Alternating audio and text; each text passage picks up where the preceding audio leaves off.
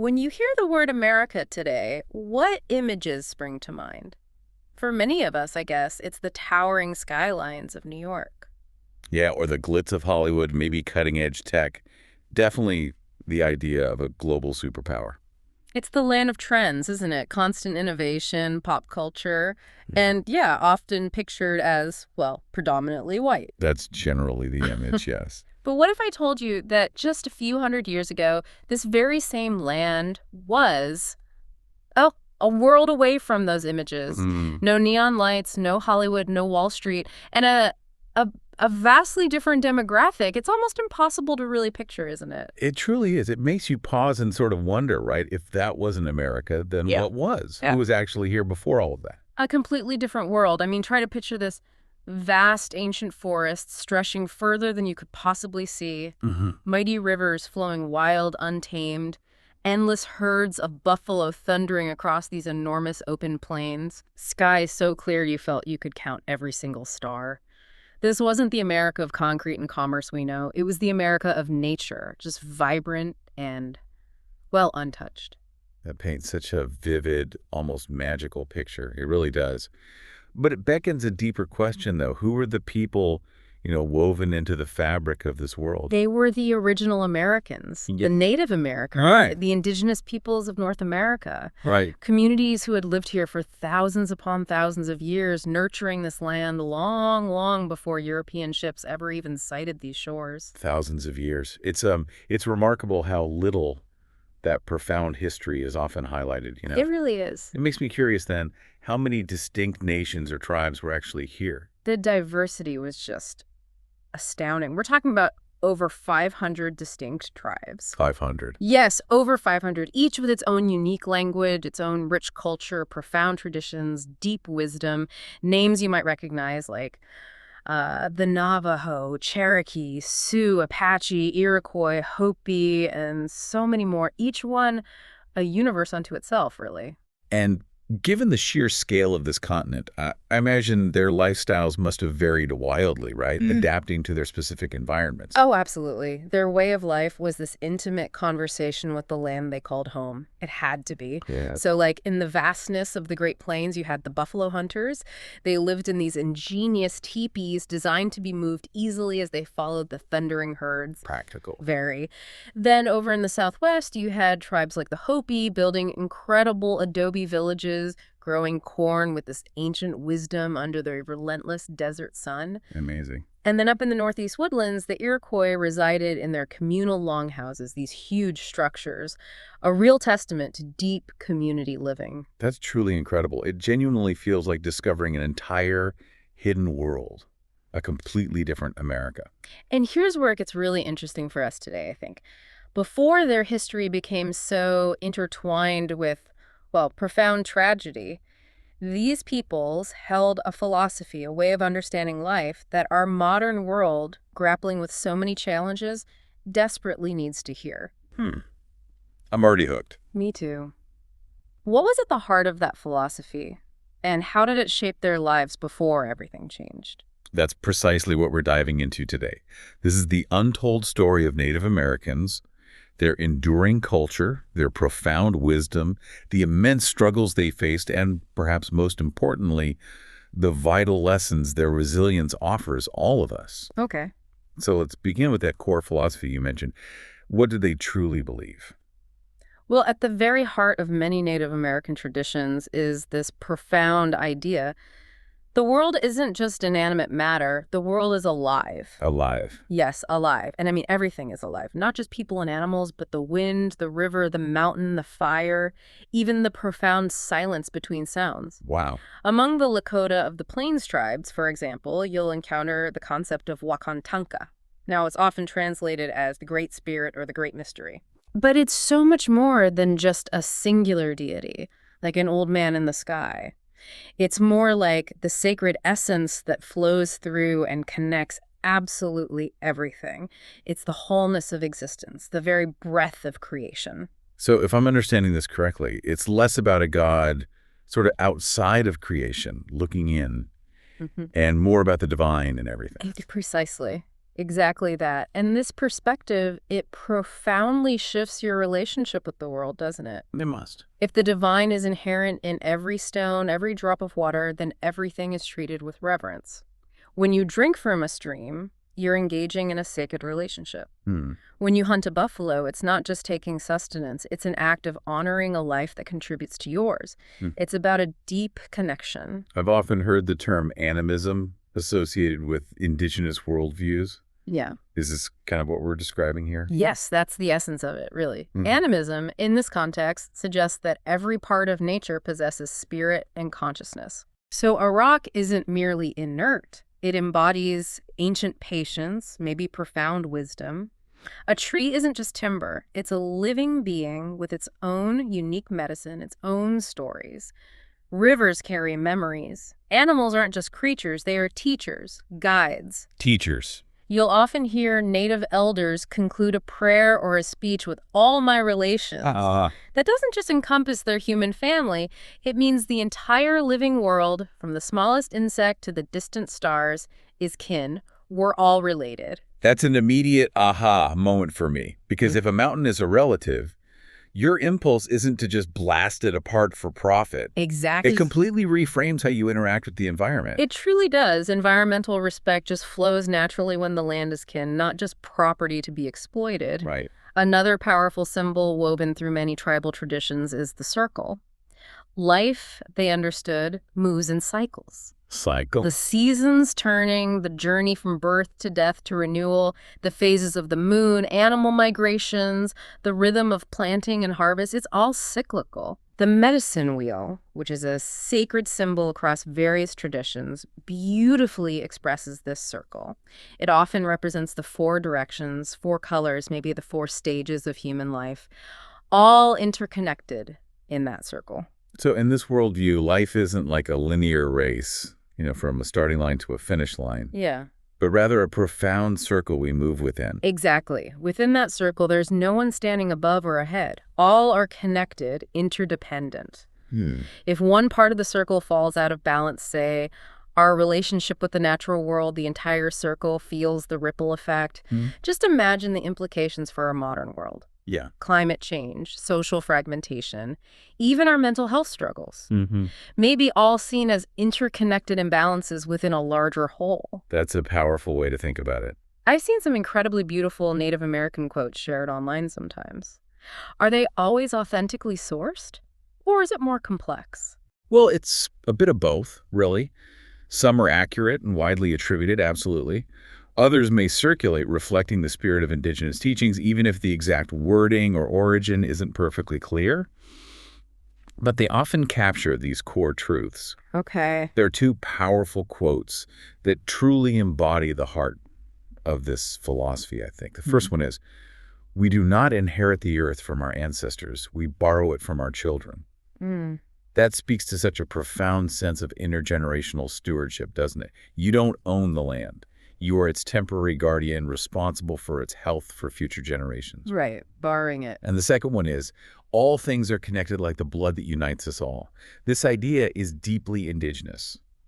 What we do to the land, we ultimately do to ourselves. There's no separation. Wow, I wish we actually lived like that. I really do. It resonates so deeply. It does. It's a powerful invitation, even now. So given these really deep philosophical beliefs, how did people actually live them out day to day? Was it just confined to prayer times, or is it something woven into their daily existence?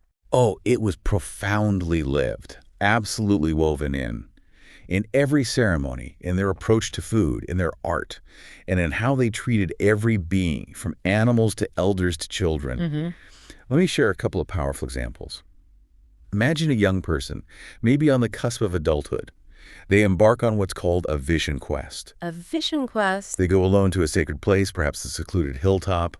They fast, they pray, sometimes for days on end, no distractions. Just them, the vast sky, the wind, the whispers of the spirits. That sounds incredibly intense. What are they waiting for out there in that solitude? They're waiting for a vision. It could be a dream, a specific animal sign, maybe a message whispered on the wind, something that will reveal, who am I meant to be? What is my unique path, my purpose within the community and the world? Wow. When they return, They're not just older. They're fundamentally transformed, connected to a deeper sense of self and their unique direction. So purpose comes not from sort of declaring it yourself, but from profoundly listening to the world around you. That's a beautiful way to put it, yes. From listening deeply, much more than asserting or demanding. Mm. Another profound ceremony, particularly among the Plains tribes, is the Sundance. Communities gather, usually in the summer, engaging in days of dancing, drumming, and prayer, all focused on renewal for the community and for the entire world. I've heard that the Sundance can involve a level of personal sacrifice that's quite intense. In some traditions, yes. Dancers may fast for days, and in certain specific ceremonial practices, individuals might be ceremonially pierced through the skin of their chest and connected by ropes to a central pole, often called the Tree of Life. Gosh. They dance, pulling back, offering their pain not as some kind of spectacle, but as a profound prayer. A sacred responsibility taken on for the healing and well-being of their people, the land, and all their relations. Wow. That level of self-commitment. I mean, we often post quotes about self-growth on social media, right? Yeah. But they were literally offering themselves for the health of the entire world. Right. That's deeply moving. It is. And it wasn't just in these grand ceremonies. This spirituality was intricately woven into the mundane moments of daily life, too. Light out. Like expressing gratitude to an animal before a hunt, ensuring no part of a meal was wasted, making tobacco offerings as a sign of respect, and passing down creation stories to children, instilling that deep sense of gratitude and connection from a very young age. So it really sounds like spirituality wasn't just a weekend thing or a once-a-week obligation. It was truly a holistic way of life. A profound, ongoing relationship with existence itself, every single day. It's incredible to imagine a society where spirituality was so woven into every aspect of life. That makes me wonder, though, what did that daily life actually look like? What were their homes, their food, their celebrations like? And even, what about something as personal as falling in love? That's a wonderful question, and it highlights the rich tapestry, the sheer diversity of Native American cultures. There wasn't just one singular Native American way of life, just like there isn't one European way, right? Oh, of course. It was incredibly diverse, shaped intimately by the specific lands and environments. Every home was a direct conversation with the environment, not a battle against it, but an ingenious adaptation to it. Okay. Think of the Great Plains, where people followed the buffalo, their homes, the famous teepees, cone-shaped, covered in buffalo hides over wooden poles. They were brilliantly designed, warm in winter, cool in summer, and could be packed up and moved in under an hour. Truly practical design for a nomadic life. Amazing. And what about those living in more settled, maybe forested regions? Well, up in the Northeast, the Iroquois constructed these impressive longhouses.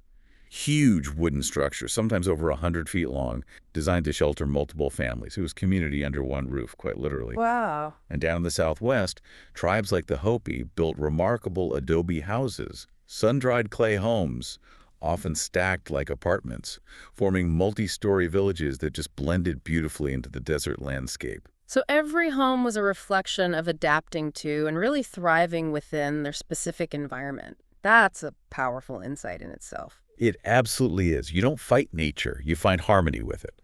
Food, for example, wasn't just about sustenance, it was sacred. Sacred. Farmers often practiced what we now call the Three Sisters, planting corn, beans, and squash together in a way that each plant supported the other's growth, a living embodiment of mutual aid. That's beautiful. Hunters honored animals with prayers before taking a life, ensuring no part went to waste.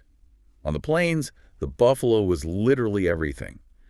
Food, clothing, tools, shelter, you name it. That sounds like a zero-waste culture, centuries before the concept was even trendy. It really was, and it was deeply ingrained. Hoarding was discouraged. True wealth wasn't measured in possessions, but in generosity and one's ability to provide for the community. Generosity as wealth. Exactly. Art was pervasive and meaningful, too.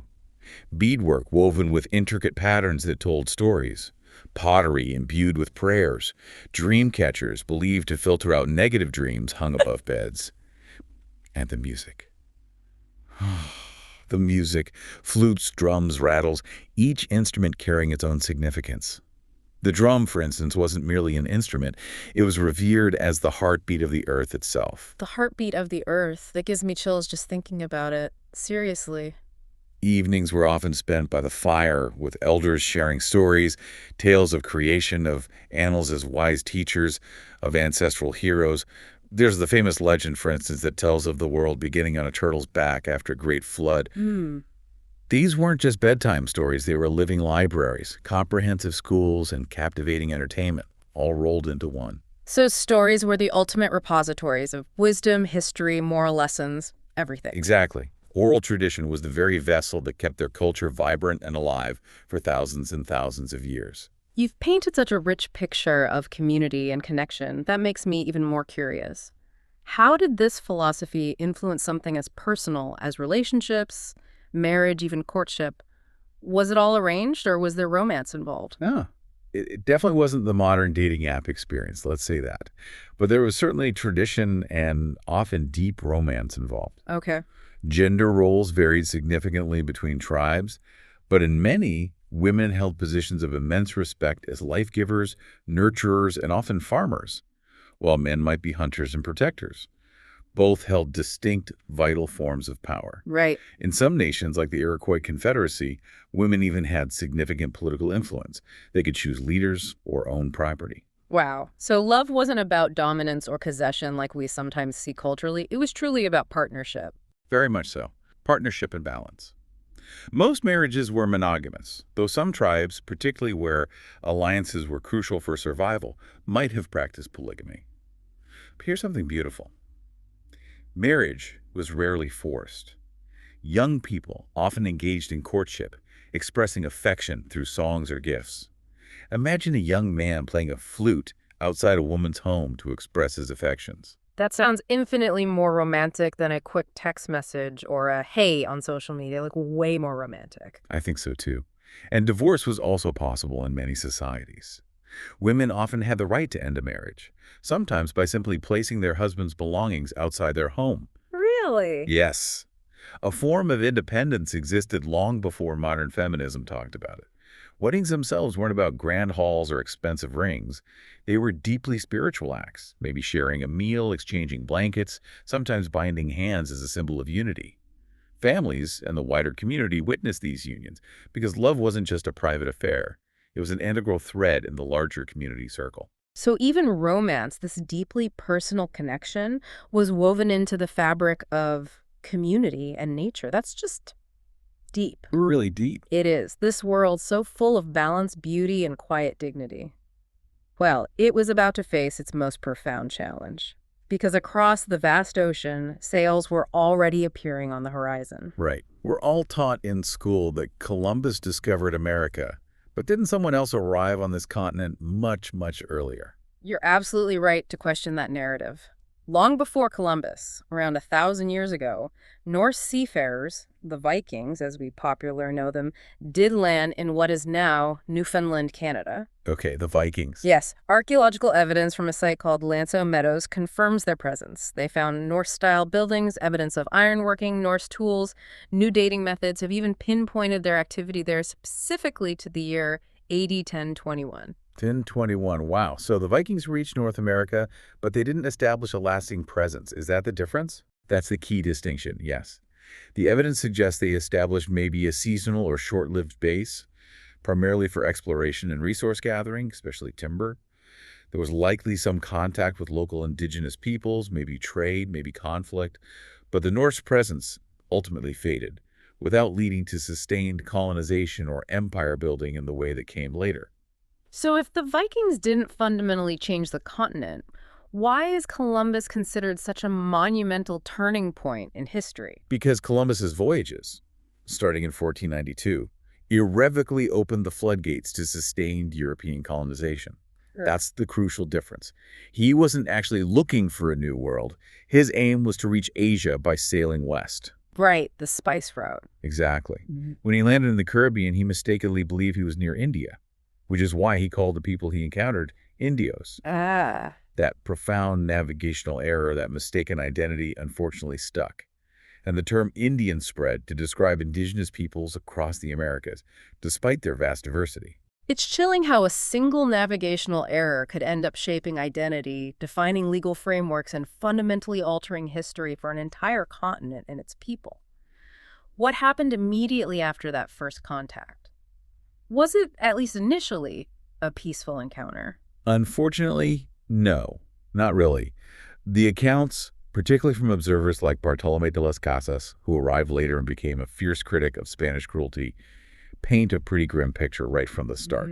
Within Columbus's second voyage, from 1493 to 1496, the pattern of violence began almost immediately. Las Casas witnessed the Spanish enslaving the indigenous Taino and Arawak peoples of Hispaniola, shipping hundreds back to Spain, imposing brutal tribute demands, usually gold and forced labor. So, straight to exploitation. Pretty much. Sure. Any resistance was met with horrific massacres, mutilations, widespread terror. They used dogs as weapons, burned villages. Mortality rates just skyrocketed due to the violence, the enslavement, starvation, and most devastatingly, of course, European diseases to which they had no immunity. So the bloodshed, the systemic violence, it began almost from day one. That's truly heartbreaking. It truly is. Las Casas' writings, like his famous short account of the destruction of the Indies, became one of the earliest and most powerful human rights indictments of colonial brutality. As Spain and later other European powers like England, France, Portugal expanded their reach, they brought with them this fundamentally different worldview about land. Right, you mentioned that earlier. For many native cultures, land was sacred, a relational entity, something to be lived with, respected. Europeans brought concepts of legal deeds, absolute property rights, fences, ownership, and resource extraction. Suddenly, ancient forests became just timber.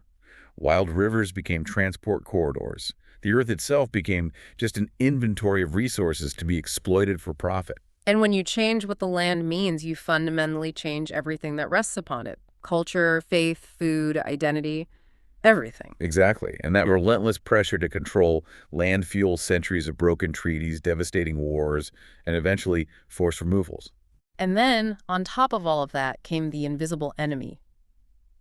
Disease. Yes, a catastrophe almost beyond measure. Diseases like smallpox, measles, influenza, things that were common in Europe but entirely new to the Americas, swept through indigenous communities with unimaginable devastation. Because they had no immunity. Exactly. No prior exposure meant populations had virtually no natural defense. Some epidemics wiped out staggering percentages of entire regional populations, 50%, 70%, sometimes even 90% or more.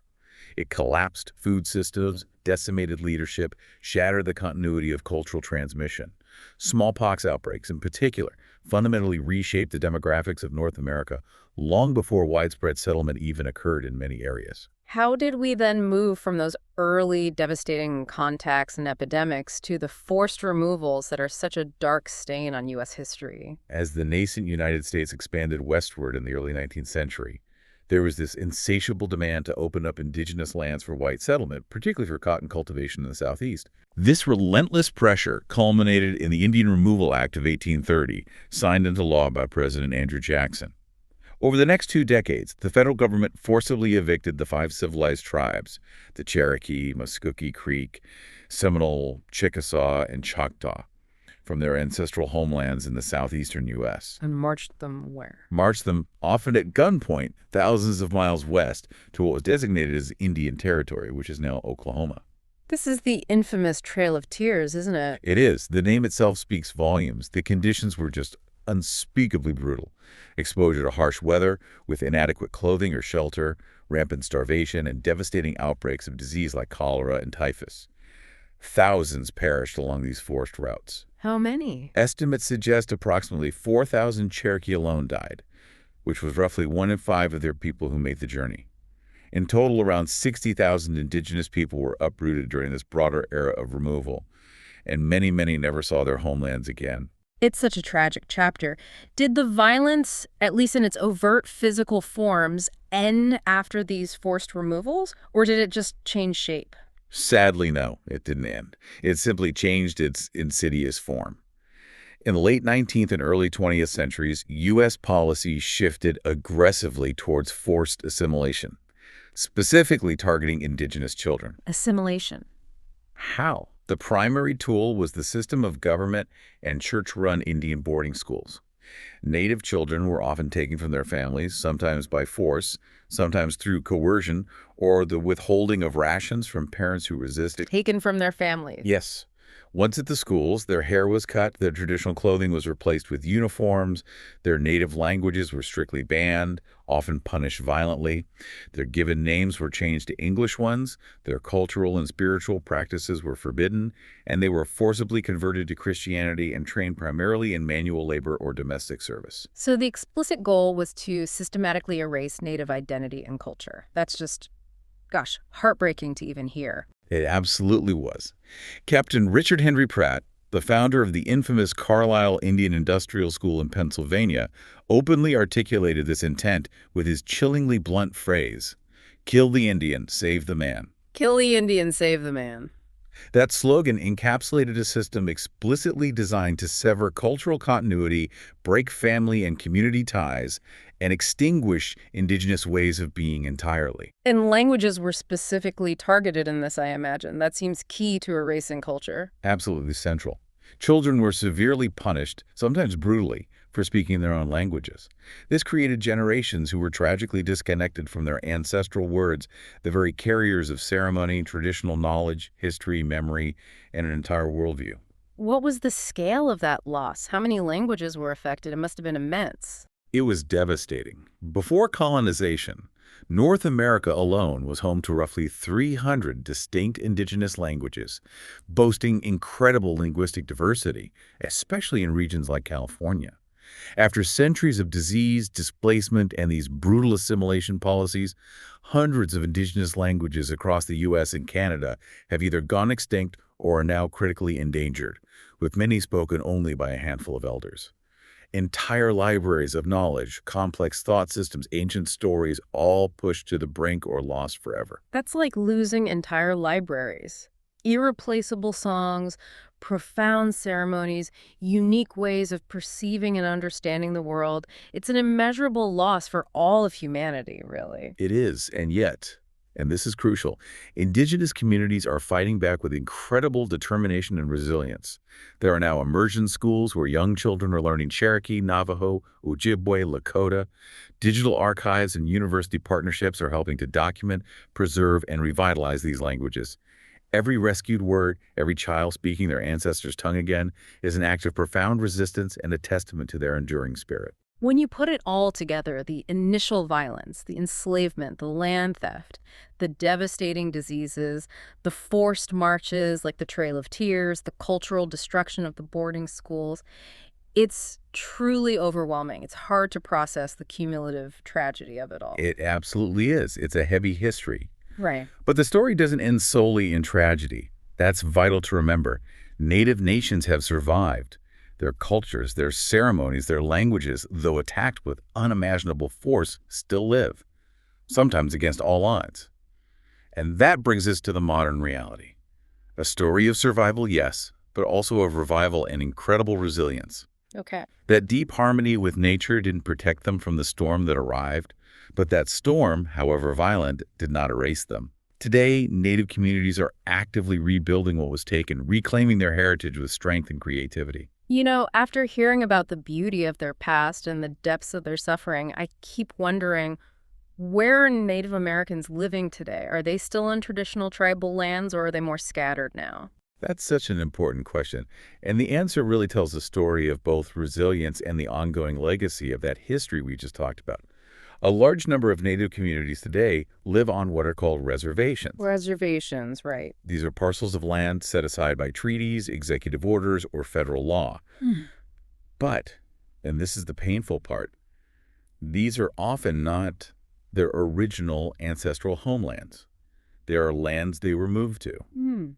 If you look at a map of the U.S., you'll see most reservations concentrated in the West.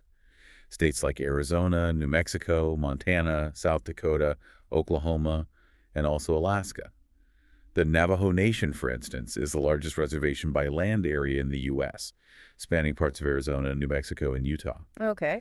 The Cherokee Nation is based primarily in Oklahoma, a direct consequence of that forced relocation during the Trail of Tears. And up in Alaska, many indigenous communities still live in villages intricately tied to traditional hunting and fishing practices, though facing immense pressure from climate change. Right. Now, while there are over 300 federally recognized reservations, it's also really important to know that a significant portion, actually over 70% of Native Americans today, live off reservation, often in urban areas like Los Angeles, Phoenix, New York City, Oklahoma City. They're drawn by economic opportunity, education, or family ties. 70% live in urban areas. Wow, that's surprising. It is for many people. Yet, wherever they live, whether on reservation land or in cities, their identity often remains deeply connected through cultural centers, community organizations, powwows, family networks, and increasingly online communities. So even geography itself narrates a story of displacement, doesn't it? Of how far many have been pushed from their original roots. It certainly does. Original lands taken, treaties broken, cultures disrupted, yet they persisted. Now, we absolutely must acknowledge that life on many reservations today remains incredibly challenging. How so? Decades, centuries really, of federal neglect, systematically underfunded schools, limited access to quality health care, poor infrastructure, and extremely high rates of poverty and unemployment, sometimes reaching 50% or even higher in some communities, have left deep scars. The weight of historical trauma, the cumulative emotional and psychological wounding across generations, manifests in ongoing struggles with mental health issues, addiction, domestic violence, and various social challenges. So even today, the profound cost of colonization is being paid daily in real terms by these communities. Absolutely. The history we discussed isn't some distant abstract past. It's a living, breathing reality impacting people's lives right now. But you mention a revival, a resurgence. Despite all these challenges, where are you seeing that energy, that hope emerge? Everywhere, honestly, and it's incredibly vibrant and inspiring. Despite all the efforts to erase them, Native cultures are not just surviving, they're boldly rising again, adapting and thriving in new ways. That's wonderful to hear. Let's look at language, for instance. From those maybe 300 or more languages spoken before colonization, which the boarding schools tried so hard to extinguish, we now see a powerful movement of revitalization. There are immersion schools, teaching children Cherokee, Navajo, Lakota, Ojibwe, and others right from kindergarten, raising new generations to speak their ancestral tongues fluently. Amazing. There are language nests for toddlers, master apprentice programs pairing elders with young learners, digital apps, online dictionaries, YouTube channels bringing these ancient voices powerfully back to life. Imagine a child whose grandparents might have been punished for speaking Navajo, now having bedtime stories told in that beautiful ancient language. That's just incredibly powerful, isn't it? A profound reclamation. It really is, and it's not just language. Ceremonies, art, and music are experiencing a profound renaissance. Powwows, which were once banned by the government, are now vital cultural gatherings across the continent, vibrant celebrations of dance, song, community, and identity. You can find traditional beadwork artists on TikTok and Instagram sharing their intricate work, sometimes blending ancient techniques with modern designs and messages. Artists like Kay Walking Stick create incredible paintings that fuse modern abstract styles with indigenous patterns and histories. Right. And Native creators are finally telling their own stories on screen with groundbreaking, critically acclaimed TV shows like Reservation Dogs or Rutherford Falls and films like Smoke Signals, years ago paving the way, bringing authentic indigenous humor, resilience, and complexity to mainstream audiences on their own terms. That's so important, having their own voices tell their stories. Crucial. And activism remains a powerful force. Think back to Standing Rock in 2016. Thousands of people, Native and non-Native allies, gathered on the plains of North Dakota, united against the Dakota Access Pipeline, echoing that profound ancient message. Niwikoni, water is life. I remember those images so vividly. People in traditional dress, the tipis, standing defiantly in the snow, singing and praying. It was truly inspiring. It absolutely was. And that moment wasn't just a protest about one pipeline. It became a global movement, powerfully articulating that Native sovereignty, treaty rights, and environmental protection are inextricably linked. It really helped showcase how Native philosophies, like the ones we discussed earlier about relationship with the Earth, offer vital wisdom for navigating our current global ecological crisis. Hmm. And remember that statistic about urban populations. Even living in cities, people maintain profound connections through cultural centers, powwows held in urban parks, language classes, and vibrant online communities. The circle adapts, it bends, but it does not break. Right. But here's what I find perhaps the most inspiring part. There's this surging waves of native pride, especially among young people. They wear their beadwork with pride. They incorporate traditional designs into modern fashion. They post videos speaking their languages. They engage politically. And they declare, loudly and clearly, often with the hashtag, "We're still here." We're still here. That phrase, it's more than just words. It's a powerful revolution against centuries of attempted erasure. It's a declaration of enduring presence, resilience, and vitality. We're still here. After all the storms, all the struggles, still standing, still singing. It's a testament to the indomitable human spirit, isn't it? It truly is. And this revival isn't just about looking back or preserving the past. It's about actively shaping the future and offering the entire world something it desperately needs, a different, more sustainable, more connected, and ultimately more harmonious way to live with the earth, with community, and with ourselves. After absorbing all of this, the incredible harmony they lived in, the profound, almost unimaginable tragedy they endured, and then this incredible story of survival and revival, I'm left with one really powerful question. What can we, in our intensely modern, fast-paced, tech-driven world, truly learn from Native American philosophy? Because perhaps, just perhaps, the deepest answers we're searching for today were whispered centuries ago under those open, ancient skies. That's the perfect question to land on, I think. And it's precisely why this isn't just history. It's a mirror held up to our present moment. Native teachings, native ways of being, hold fundamental keys to the very crises we find ourselves grappling with right now. Climate change, social fragmentation, the epidemic of loneliness, mental health struggles. The list goes on.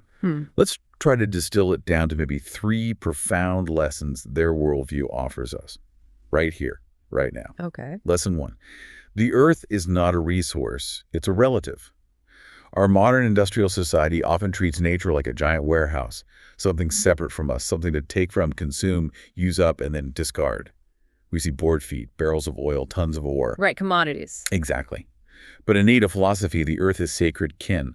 Rivers aren't just pipelines or drainage ditches, they are the very veins of life. Mountains aren't merely deposits of minerals, they are ancient ancestors, living entities holding wisdom. Remember that powerful quote we talked about? We do not inherit the earth from our ancestors, we borrow it from our children. Yes, that one really sticks with you. Imagine, truly imagine for a moment, if every business decision, every government policy, every single one of us actually lived by that simple, profound truth. Would we still be facing rising seas, burning forests, contaminated waters at this scale? I doubt it. This isn't some quaint idea. It's the very essence of sustainable living, meeting our needs without stealing the future from those yet to come. And Native peoples practiced it not as a buzzword, but as a fundamental way of life, taking only what they needed, moving with the rhythms of the seasons, sharing resources instead of hoarding them. Their lifestyle was inherently low impact, high respect. There's such a powerful irony in that, isn't there? We often call ourselves the most advanced civilization, yet the very wisdom that might actually save us comes from voices and cultures we historically tried so hard to silence, to deem primitive. The irony is profound, which leads to lesson 2. Life is a circle, not a ladder. So much of Western culture, especially in recent centuries, defines progress on life itself as a relentless ladder. Always climbing higher, competing against others, endlessly consuming, striving to be on top to win. Yeah, the rat race. Exactly. But for many native nations, life is understood fundamentally as a sacred hoop, a continuous circle where everything is interconnected and interdependent. Humans, animals, plants, trees, rivers, the ancestors, the future generations, the very sky. When you break that circle, when you create imbalance through greed or disrespect or disconnection, everything suffers. And that includes us, because we're part of it. What if we truly reimagined progress, not as perpetually higher or faster or more, but as achieving balance, as restoring harmony within that sacred circle? That single shift in perspective could fundamentally change how we design our cities, how we grow our food, how we run our economies, even how we define personal and collective success. Moving from a line to a circle. A profound shift. And finally, Lesson 3. True wealth is community, not consumption. In a culture like ours, often obsessed with social media likes, follower counts, the accumulation of luxury goods, the size of our bank accounts, native traditions offer a radical, refreshing alternative. They remind us that the truly rich person isn't the one with the most possessions, but the one who gives the most freely. Generosity. Generosity, reciprocity, the ability and willingness to contribute to the well-being of the collective. These were the true measures of honor, respect, and prosperity in many indigenous societies. Can you feel the transformative power of that idea today? If we genuinely shifted our societal focus from me and mine to we and ours, if happiness and fulfillment stemmed more from sharing, from belonging, from contributing rather than merely owning and consuming, what kind of world would that create? A quieter world, maybe? A kinder world, I imagine. A world with fewer lonely hearts and fewer broken earths.